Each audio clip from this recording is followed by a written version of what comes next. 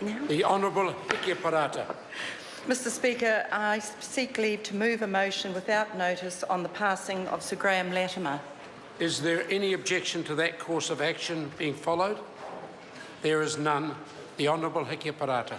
I move that this House mark the passing of Sir Graham Latimer. Reo Māori te tuatahi.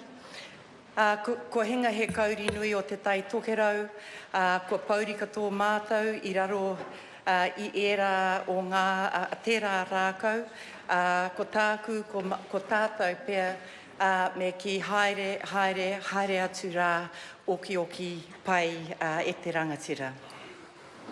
Mr Speaker, Sir Graham Latimer strode tall as a New Zealander, certainly as a Māori New Zealander, but as a New Zealander. He was a husband, father and grandfather, a railway worker, a soldier, a farmer, and some might think a somewhat unlikely leader who rose through the ranks of local leadership and emerged on the national scene. He had the distinction of holding responsibilities in the New Zealand Māori Council, an organisation of some force for many years, both as the district chair in Tai Tokerau and then on to be the president of the New Zealand Māori Council, a position he held for 40 years until 2012.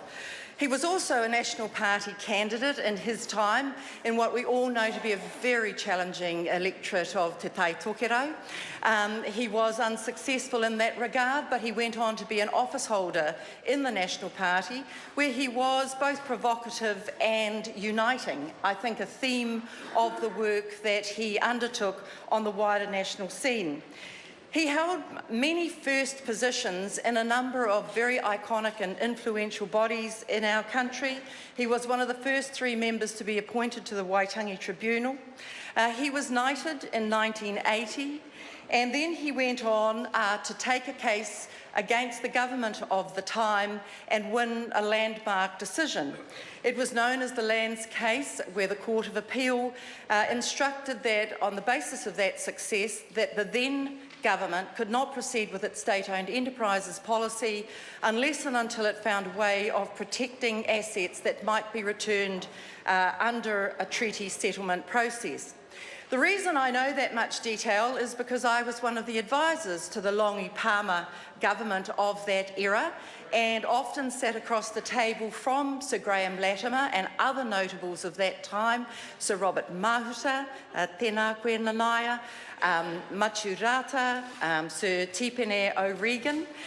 These were all leaders from different parts of the country who advanced the cause of making the Treaty of Waitangi a core part of our considerations in our country. He was a wily old fox, I have to say, and I enjoyed the battle of wits, which he won most of the time. That case led on to a number of developments that we now consider very much part and parcel of the infrastructure of our country.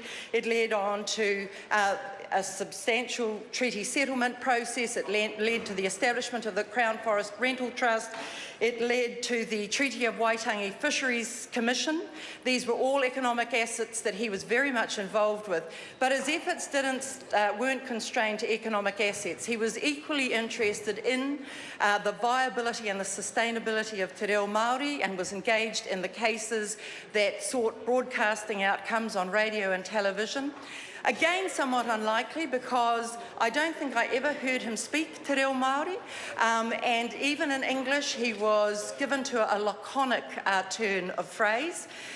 He was extremely pragmatic and opportunistic, ensuring that there was always some gain out of the effort put in, and those efforts cumulatively have resulted in a very solid platform for progress and advancement for our country.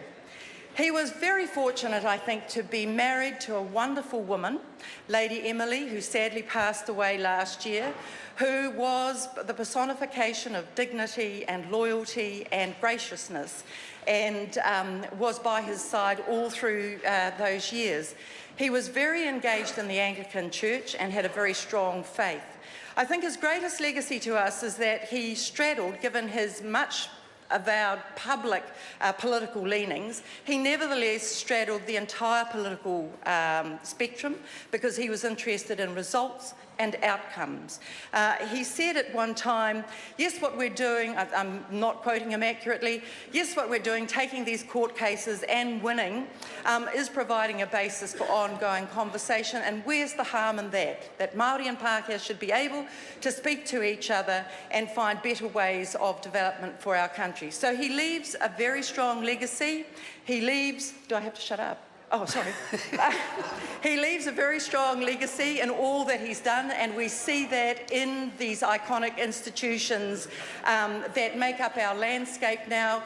We can see them in the productive production of the assets that Māori are now in control of. We see it in the language and the broadcasting instruments that we take for granted. And I'm sure we join with him, with his family, in not just mourning his passing, because he lived to 90 years of age with a huge string of achievements, but we should celebrate his life, and we should thank him for the contribution that he has made to the ongoing conversation of who we are as a bicultural, multicultural, multilingual, modern New Zealand nation. Tēnā koutou, haere atu rā e tā ngā mihi nui kia koutou. Kia ora.